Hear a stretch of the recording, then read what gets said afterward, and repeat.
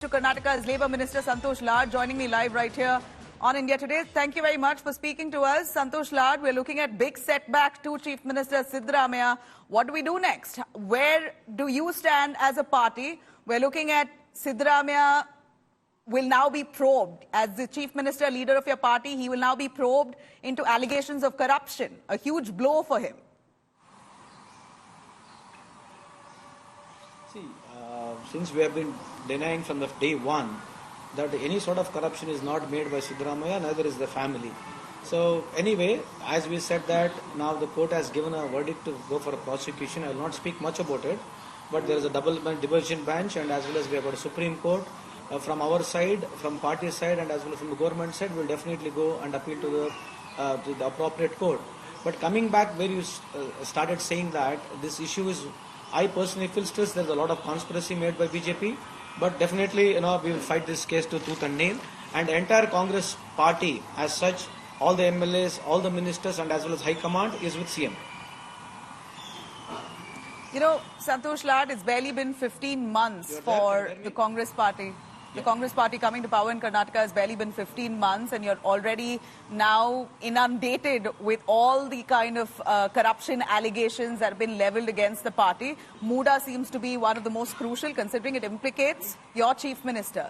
Siddaramaiah, who's largely seen as a man who's had a spotless image, now is going to be probed, and not just him, his entire family has been dragged into it, his wife per se, where the allegations are that he used his clout and his influence in the Mysuru region to gain prime property and land in exchange of the land that was taken over by Muda.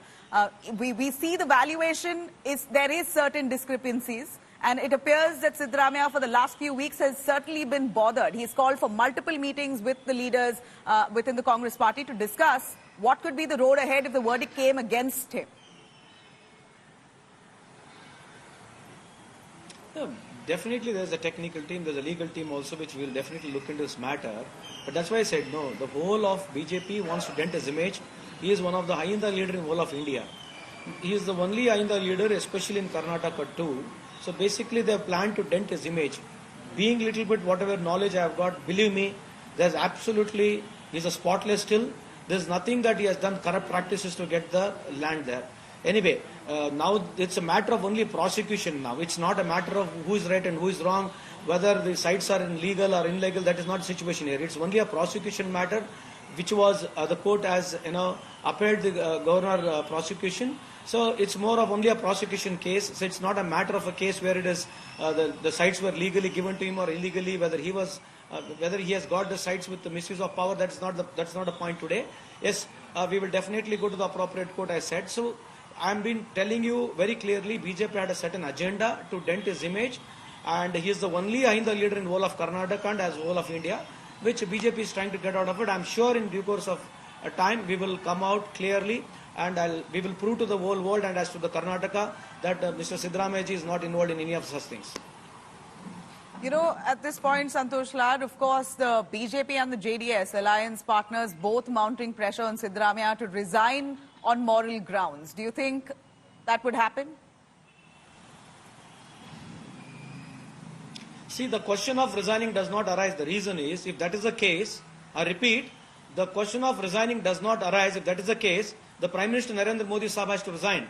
Because when electoral bond itself was unconstitutionally told by Supreme Court, where 8,500 crores was amassed in a different way, the method, why not BJP is talking about it? Where is the morality of a BJP? If any BJP leader is asking a resignation of Mr. Siddaramaiah, I think I can challenge this first in the center. All the ministers who were involved in collecting this electoral money in the form of a bond, they all should resign, including the Prime Minister himself.